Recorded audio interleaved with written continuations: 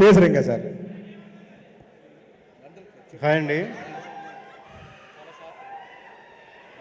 ఆ, ఒక వ్యక్తి సినిమానే ప్రేమిస్తూ, సినిమానే మాట్లాడుతూ, సినిమా గురించే ప్రతి క్షణం ఆలోచిస్తూ ఉండే లాంటి ఒక ప్రశాంత్ వర్మ గారు నాకు పరిచయం అవ్వడం, నాకు ఈ సినిమా ఇవ్వడం రియల్లీ నా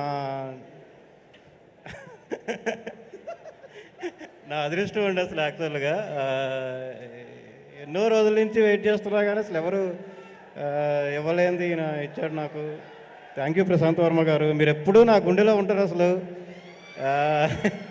2.5 సంవత్సరాల జర్నీ. ఈ హనుమాన్ ఎక్కడ ఏ రక్తం బొట్టు పడినా హనుమాన్ హనుమాన్ అనే కొట్టుకుంటుంది ఇప్పటికీ అసలు. ఇక సూపర్ హీరో తేజ,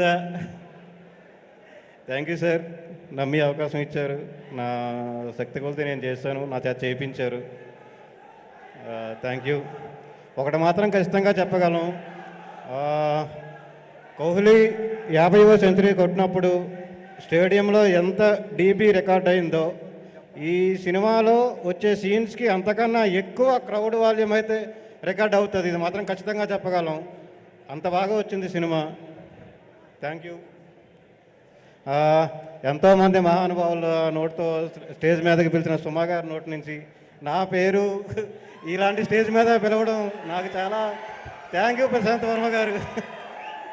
మీ రుణం నేను ఈ జన్మకు తీర్చుకోలేను.